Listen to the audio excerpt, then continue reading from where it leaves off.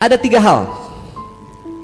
Kalau Anda mau berkelimpahan secara materi uang, ingat kita butuh buat memberi. Kenapa? Kita harus mimpi besar supaya bisa dibagi-bagi. Kenapa kalau mimpinya kecil, buat diri sendiri aja kurang. Mau kan menjadi manfaat? 3 hal yang gak boleh Anda pelit, kita pelit gak boleh. Ini 3.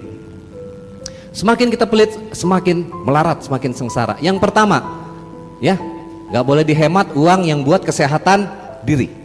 Apalagi pelit buat kesehatan diri. Semakin kita pelit sama kesehatan diri, semakin sengsara kehidupan kita dan keluarga. Buat kesehatan diri, termasuk kesehatan badan, tubuh, pikiran, dan hati batin. Ya, belajar, terus belajar. Itu juga bagian dari kesehatan jiwa dan pikiran kita, mental dan spiritual. Jangan pernah pelit buat badan, buat apa istilahnya, makanan apa, buat kesehatan. Jangan pernah pelit. Yang kedua, jangan hemat apalagi pelit uang yang buat orang tua kita. Semakin kita hitungan, semakin kita hemat. Oh, gua aja kurang nih, bagaimana gua kasih nyokap gue, bokap gue. Semakin Anda pelit, semakin Anda hemat, akan semakin susah juga rezeki yang masuk uang. Ada berapa? Ada. Angkat tangan yang masih punya ibu di sini, di pemirsa di rumah. Makmurkan ibumu. Ya, pemirsa juga makmurkan ibumu.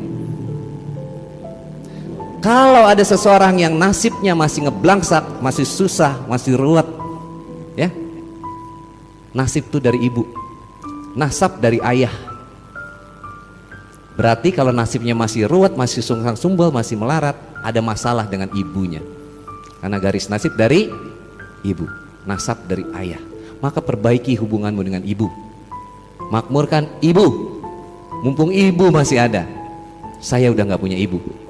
Satu-satunya yang saya miliki waktu beberapa bulan lalu adalah ibu mertua. Tapi beliau juga sudah berpulang.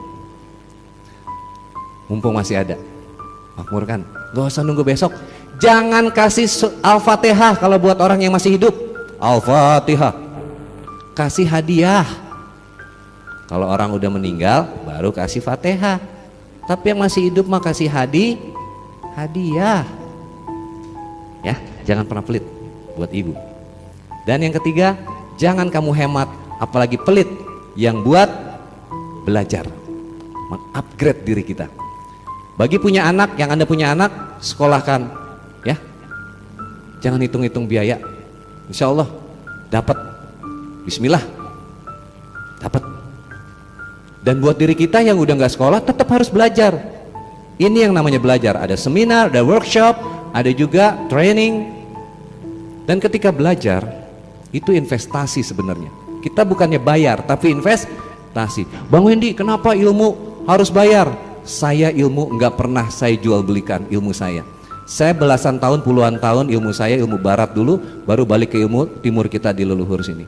Saya pelajari hipnosis, hipnoterapi, ya, neuroscience, mind power, kekuatan pikiran. Setelah saya rasa cukup, saya kembali ke timur. Bukan cukup belajarnya, lumayan, ya kan? Ya, saya kembali ke ilmu timur, berguru kemana-mana, sehingga saya ketemu dengan ayah guru. Alhamdulillah. Jadi teman-teman, ilmu itu nggak akan, yang kita bahasanya bukan kita beli, tapi kita investasi. Itu nggak akan pernah hilang. Maka bayaran saya bisa mahal, ya karena saya punya ilmunya. Tapi ilmu saya nggak pernah jual belikan. Kalau dibilang ilmu Bang Wendy mahal, enggak. Ya memang mahal, karena Anda mahal, Anda berharga. Setuju? Tapi bukan ilmu yang saya perjualbelikan. Ilmu itu adalah punya Allah, titipan Allah. Ilmu ini bekal saya di keabadian, yang saya tidak boleh kasih murah. Anda juga begitu. Kalau punya ilmu sesuatu, adalah ada 2 hal, ekspertis dan waktu. Ekspertis itu keahlian Anda.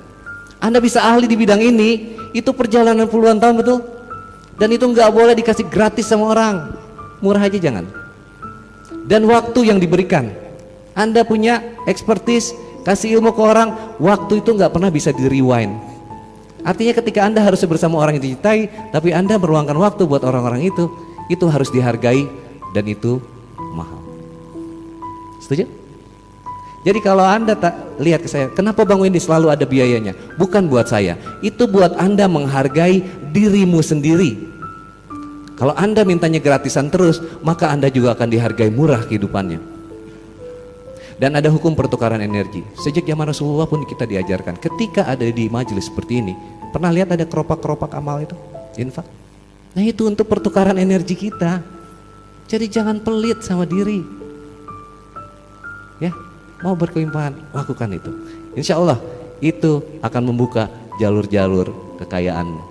Kita wajib kaya, kita wajib memberi, biar bisa memberi kepada makin banyak orang.